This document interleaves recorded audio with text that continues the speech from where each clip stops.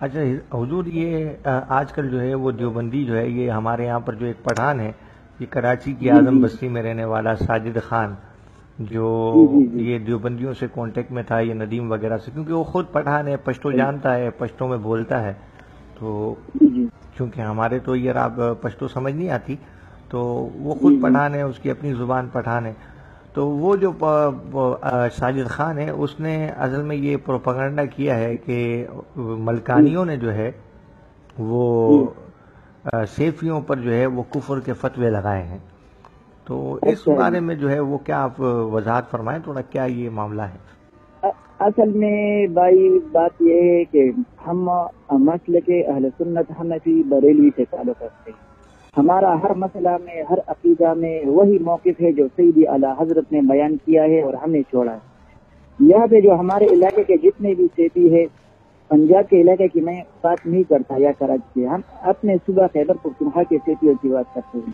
ہمارے اس صوبہ خیبر پختونخوا میں جتنے بھی سیفی ہے وہ دیوبندیوں کی جو کفری عبارتیں ہے، مثلا تحذیر الناس کی جو عبارت ہے قاسم نانوتوی کی، اس کا دفاع کرتا ہے، اس میں تعویل کرتے ہیں، اور حسام الحرمین کا جو فتویٰ ہے اس کے متعلق کہتے ہیں کہ یہ فتویٰ جعلی فتویٰ ہے، یہ بریلیوں کا خود ساختہ فتویٰ ہے، یہ بریلیوں کو خود ساختہ فتویٰ ہے، اور اپنے آپ کو بریلوی نہیں کہتے. جو لوگ اپنے آپ کو بریلوی کہتے ہیں نا، اسے یہ لوگ مفرطین سے تعبیر کرتے ہیں. یعنی کہ حضرت یہاں آپ پہ جو ایک مولوی تھا، مولوی غلام حضرت، جو مر گیا ہے نا ابھی، جو ہلاک، جس کی ہلاکت ہو چکی ہے نا، یہ سب اس کی پیداوار ہے. یہاں سے جتنے بھی سیپی ہے، یہ سارا فساد اس مولوی غلام حضرت سیپی نے بنایا تھا. اور اپنے آپ کو کہتے ہیں ہم نہ بریلوی ہے نہ دیوبندی ہے. بریلوی افراط میں مبتلا ہے اور دیوبندی تفریق میں مبتلا ہے. ہمارے جو حکیم الامت مفتی احمد خان نعیمی صاحب جو گزرے ہیں، اس پر شیعہ کا فتویٰ بھی ان سیپیوں نے لگائے نا. اور جب یہ ایسے عقائد جن لوگوں کے ہوتے ہیں نا، ہم تو اس کو سنی بریلوی نہیں کہتے. اچھا جب قاسم نانوتوی کی عبارت کا دفاع جو کرتا ہے جی نا جی اسامہ حرمین کے فتویٰ میں، تو یہ بالکل حضرت، حکم بھی موجود ہے نا جی. مراد آپ کی یہ ہے، مختصراً مراد یہ تھی آپ کی کہ جیسے کہ تھانوی جی خود جی کو چشتی صابری کہتا تھا، تو اگر اس کی جی تکفیر جی کی گئی ہے اور ہم اس کی تکفیر پر جو ہے اجماع ہے ہماری، اور اس کی تکفیر پر جی ہمارا جی اجماع ہے، تو اب وہ چشتی صابری خود کو کہتا ہے، تو اس سے یہ لازم نہیں آتا کہ ہم نے تمام چشتیوں کو جو ہے وہ کافر کہا ہے.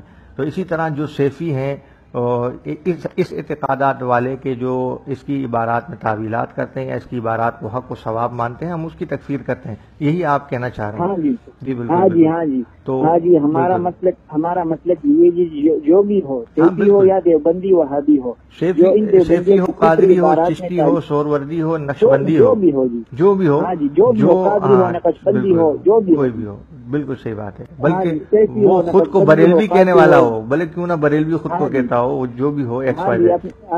اگر کہ اپنے آپ کو بریلی ہی کہتا ہو، مگر جو بھی ان دیوبندیوں کی کفری عبارات پر وہ باخبر ہو جائے، جن میں تعویل کرے، شک کرے، توقف کرے، اس کا دفاع کرے، وہ شخص جو ہے نا کافر ہے، مرتد ہے، بالکل بالکل.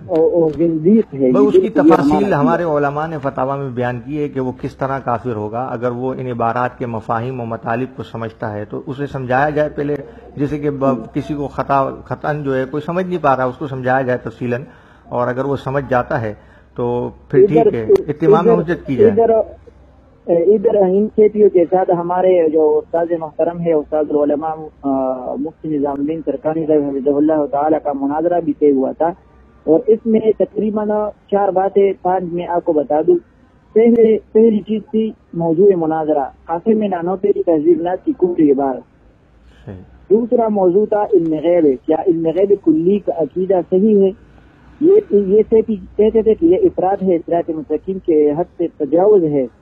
اور تیسرا جو مسئلہ تھا موضوع مناظرہ میں، وہ تھا قصیدہ بردہ شریف امام بصری رحمہ اللہ کا جو شعر ہے، ومن علوم کا علم اللوح والقلم. جی جی. تیسرا موضوع مناظرہ یہ شعر تھا کہ اس نے کہا کہ یہ شعر جو ہے نا امام بصری علیہ رحمت نے حالت شکر میں جو ہے نا بیان فرمایا ہے. اچھا.